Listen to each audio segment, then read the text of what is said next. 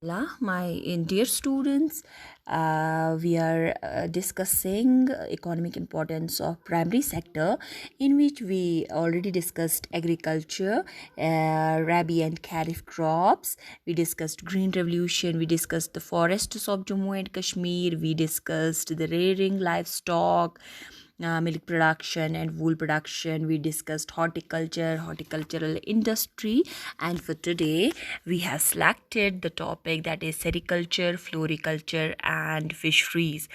um, Taking a look on the Jammu and Kashmir horticulture, as it's called the horticulture heaven. It is the Jammu and Kashmir is the largest producer of apples, walnuts, cherries. This is all what we discussed in the previous lecture. Being the largest producer of saffron, Jammu and Kashmir attracts handsome amount of foreign exchange. It's our saffron which is giving us the worldwide fame. Okay, for this saffron, about 7 lakh are directly or indirectly involved and depend on the horticulture sector. More than 7 lakh people are involved in horticulture sector. State declares agri export zone for apples and walnuts. For apples and all walnuts, our state Jammu and Kashmir has been declared as the agri export zone. Now, the three sectors, the primary sectors we are going to discuss today, it is floriculture, sericulture and fisheries. For floriculture, let us discuss it. What is floriculture? Floriculture किसको बोलते हैं? Floriculture is the cultivation of flowers. अगर हम देखेंगे अपने Jammu and Kashmir में भी बहुत सारे फ्लावर्स ग्रो होते हैं.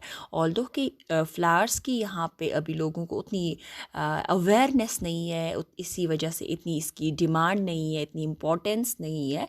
ठीक है, बट फ्लोरिकल्चर डिपार्टमेंट जो है वो बहुत ज़्यादा कोशिश कर रहा है लोगों को अवेयर करने के लिए कि इसका एस्थेटिक वैल्यू, मेडिसिनल वैल्यू और जो बाकी जो इसके रिलेटेड इसकी इम्पोर्टेंस है, वैल्यूज़ है, वो लोगों तक इनकलकेट करने का, उसके ये वैल्यूज़ इनकलकेट करने का. Here you can see growing and raising of seeds, flowers is referred to as floriculture. Floriculture किसको बोलते हैं? Growing of flowers, raising of the seeds of flowers, this is called floriculture. The biggest boost to this sector has been from tulips in Kashmir. अगर हम देखेंगे यहाँ पे कश्मीर में flowers के लिए माना जाता है a garden that is called tulip garden because of the abundance of the tulips. ये क्योंकि ट्यूलिप ही वहाँ पे ट्यूलिप की डिफरेंट कलर्स के ट्यूलिप्स वहाँ पे उस गार्डन में हमें ग्रो किए हैं गवर्नमेंट ने, तो इस वजह से that is known as tulip garden which is in Srinagar has been a big attraction for tourists in Kashmir. जहाँ पे लोग बहुत सारे इलाकों से आते हैं, फॉरेनर्स आते हैं इसको वॉच करने के लिए. The floriculture department generates a good amount of income as tickets are essential for entry to the famous garden.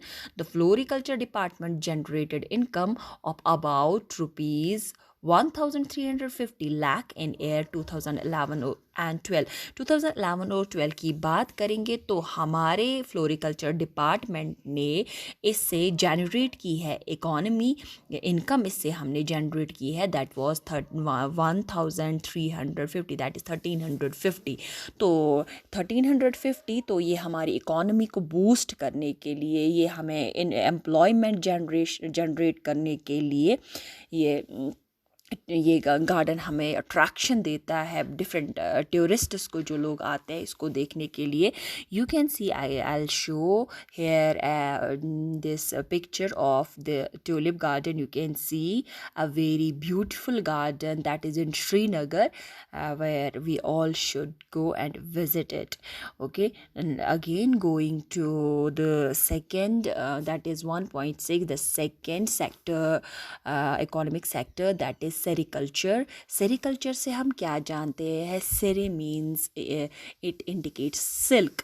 That means this is the cultivation of silk. Silk worms को पाल के इनसे जो इनके मुंह से लाभ निकलता है जिससे हम सिल्क बनाते हैं. जो सिल्क एक फैब्रिक है, एक एक्सपेंसिव फैब्रिक है जिसे हम क्लॉथ बनाते हैं. ठीक है, तो here you can see sericulture is the sector that deals with rearing of silkworms and silk products. तो इससे हम सिल्क वर्म्स को रेयर करके हमें सिल्क प्रोडक्ट्स मिलते हैं. तो यहाँ पे the sericulture department of our state runs different schemes to expand the sericulture sector. यहाँ पे बहुत सारी हमारा सेरिकल्चर डिपार्टमेंट जो है वो बहुत ही ज़्यादा स्कीम्स बनाता है ताकि ये सेरिकल्चर डिपार्टमेंट जो है, सेक्टर जो है, वो यहाँ पे ग्रो करे. The department aims to make this sector as an employment generator.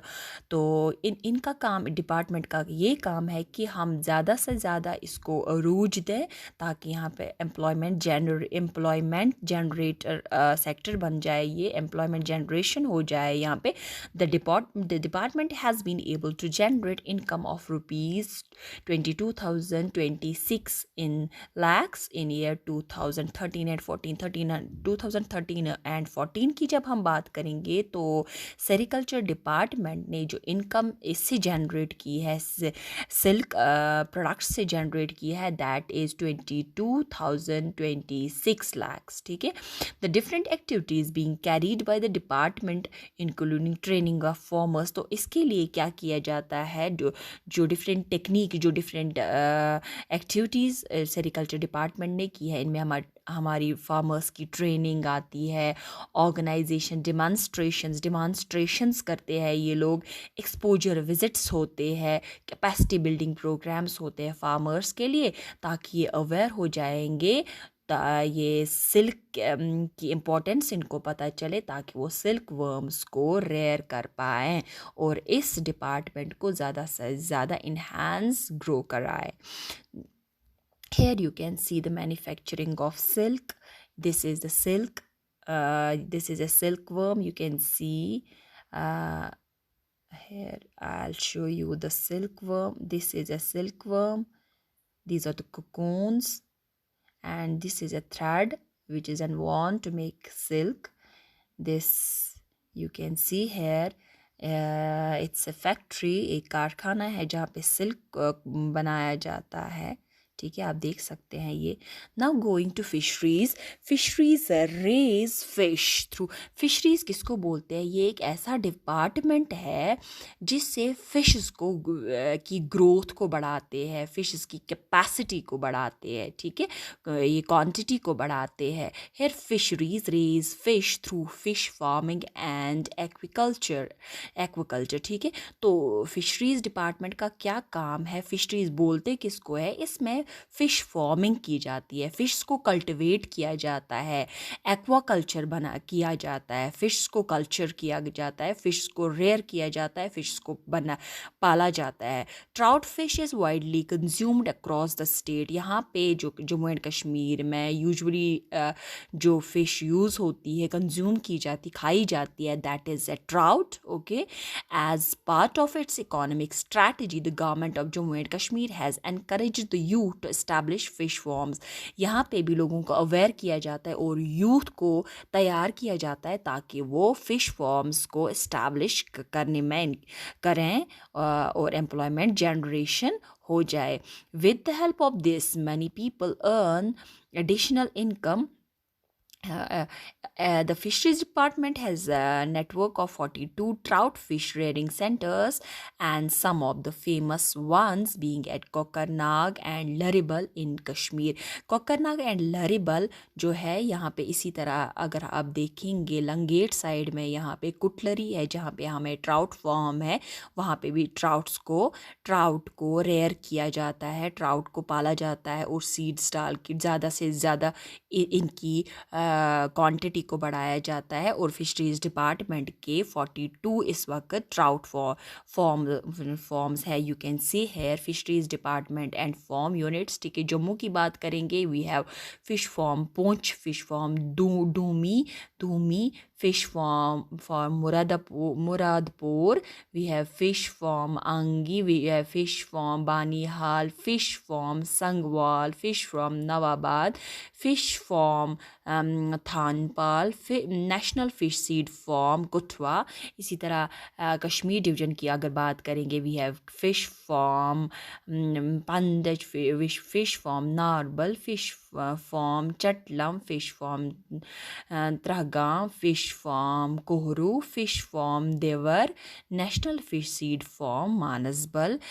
In Ladakh has two fish farms like fish farm Sheh in Leh and fish farm Dhamsana in Kargil. This was all regarding the topic. Thank you, my dear students.